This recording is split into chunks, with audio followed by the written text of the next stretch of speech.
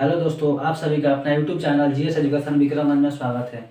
आज की इस वीडियो क्लास में हम लोग जानेंगे बायोलॉजी के एक बहुत ही महत्वपूर्ण टॉपिक जिसका नाम है सेल यानी कोशिका। तो कोशिका के बारे में हम लोग अच्छे से समझेंगे, अध्ययन करेंगे। ठीक है। कोशिका जो होता है हमारे शरीर की सबसे छोटी इकाई होती है। कोशिका जो होती है हमारे शरीर की सबसे छोटी इकाई होती है। ठीक है। कोशिका को इंग्लिश में सेल बोलते हैं। ठीक है। कोशिका को इंग्लिश में सेल बोलते हैं। इसका जो टेक्निकल नेम यानी कि बायोलॉजिकल जो नेम होता है साइटो होता है। कोशिका का बायोलॉजिकल नेम होता है साइटो और इसके अध्ययन को हम लोग साइटोलॉजी कहते हैं। ठीक है। कोशिका के अध्ययन को हम लोग साइटोलॉजी कहते हैं। ठीक है। इसके आगे हम लोग ने समझेंगे कोशिका की खोज कब और किसने की थी। तो कोशिका की खोज रॉबर्ट हुक ने 1665 ईस्वी में की थी। ठीक है।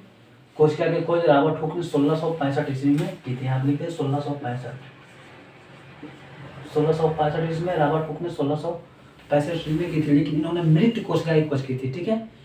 रॉबर्ट हुक ने मृत कोशिका की खोज की थी 1665 ईस्वी में। उसके आगे हम लोग समझेंगे जीवित कोशिका की खोज कब और किसने की थी। तो जीवित कोशिका की खोज एंटोनी वॉन लीवेनहॉक जो वैज्ञानिक थे, इन्होंने जीवित कोशिका की खोज की थी। ठीक है। जीवित कोशिका की खोज एंटोनी वॉन लीवेनहॉक ने की थी 1674 ईस्वी में। यहाँ खोज जाएगा 1674 ईस्वी। ठीक है। फिर से समझिएगा एक बार, देखिए शुरू से समझा रहे हैं, फिर से ध्यान से समझिएगा। देखिए कोशिका जो होता है सबसे छोटी इकाई होती है, यानी कि हमारे शरीर की सबसे छोटी इकाई होती है कोशिका। कोशिका को इंग्लिश में सेल बोलते हैं। ठीक है। इसका जो टेक्निकल नेम होता है साइटो होता है और इसका अध्ययन हम लोग साइटोलॉजी कहते हैं। इसकी खोज जो है 1665 ईस्वी में रॉबर्ट हुक ने की थी, लेकिन इन्होंने मृत कोशिका की खोज की थी। और जीवित कोशिका की खोज 1674 ईस्वी में एंटोनी वॉन लीवेनहॉक वैज्ञानिक उन्होंने की थी। ठीक है। इसका आगे हम लोग समझेंगे सिद्धांत, यानी कोशिका सिद्धांत किसने दिया था। ठीक है। तो कोशिका सिद्धांत स्लाइडेन और स्वान जो वैज्ञानिक थे, इन्होंने कोशिका सिद्धांत दिया था। इन्होंने कहा था कि जो हम लोग का शरीर होता है वो बहुत से कोशिकाओं से मिलकर बना होता है। ठीक है। जो हमारा शरीर होता है बहुत से कोशिकाओं से मिलकर बना होता है, यानी कि कोशिका सिद्धांत स्लाइडेन और स्वान दो वैज्ञानिक इन्होंने दिया था। ठीक है। इसके आगे हम लोग समझेंगे छोटी कोशिका और बड़ी कोशिका, यानी कि पूरे धरती पर सबसे बड़ी कोशिका किसकी होती है और सबसे छोटी कोशिका किसकी होती है। तो सबसे छोटी कोशिका होती है माइकोप्लाज्मा की। ठीक है। छोटी कोशिका होती है माइकोप्लाज्मा की और सबसे बड़ी कोशिका होती है शुतुरमुर्ग के अंडे की। ठीक है। सबसे बड़ी कोशिका यानी पूरे धरती पर सबसे बड़ी और सबसे छोटी। तो पूरे धरती पर सबसे बड़ी और छोटी हो जाएगी, सबसे छोटी हो जाएगा माइकोप्लाज्मा की और बड़ी कोशिका शुतुरमुर्ग के अंडे की हो जाएगी। ठीक है। इसके बाद हम नेक्स्ट इधर समझेंगे आगे। देखिए फिर समझिएगा इधर, मानव में सबसे छोटी और सबसे बड़ी कोशिका। तो मानव में हो जाएगा मेल के स्पर्म, यानी कि मेल के स्पर्म की सबसे छोटी कोशिका होती है। ठीक है। मेल का जो स्पर्म होता है वो सबसे छोटी कोशिका होती है। ठीक है। उसके आगे हम लोग समझेंगे सबसे बड़ी कोशिका। तो जो मतलब फीमेल का जो ओवम होता है वो सबसे बड़ी कोशिका होती है मानव में। फीमेल का ओवम सबसे बड़ी कोशिका होती है मानव में।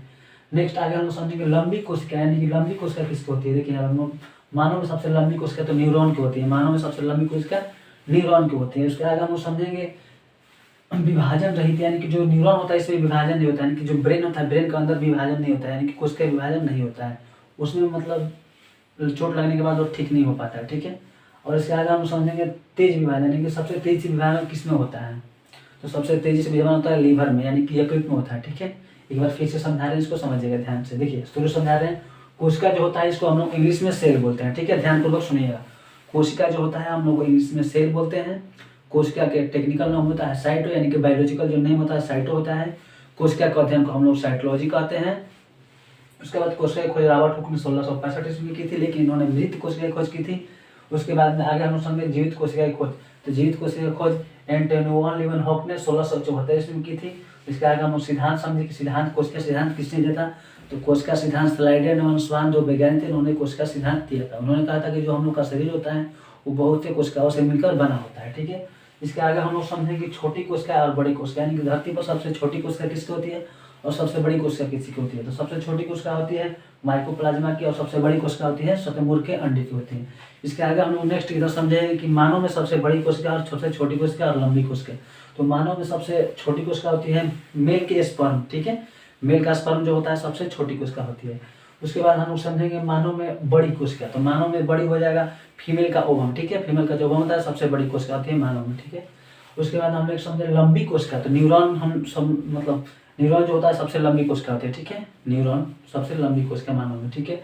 अब विभाजन रही जो न्यूरॉन होता है उसमें विभाजन नहीं होता है, यानी कोशिका विभाजन न्यूरॉन में नहीं होता है। वहाँ पे चोट लगने पर ब्रेन में चोट लगता है तो स्वतः ठीक नहीं, यानी कि जल्दी ठीक नहीं होता है। जल्दी कहीं मतलब ना के बराबर उसमें ठीक नहीं होता। अगर अंदर चोट लग जाएगा ब्रेन के अंदर तो ठीक नहीं होता है। ठीक है। अगर बाहर लगता है तो ठीक होने की कुछ संभावना रहती है, थोड़ा बहुत ठीक होता है, लेकिन जब अंदर लग जाता है तो फिर थोड़ा ठीक नहीं हो पाता है। ठीक है। उसमें विभाजन हो भी नहीं करता है, यानी कोशिका विभाजन नहीं होता है ब्रेन के अंदर। ठीक है।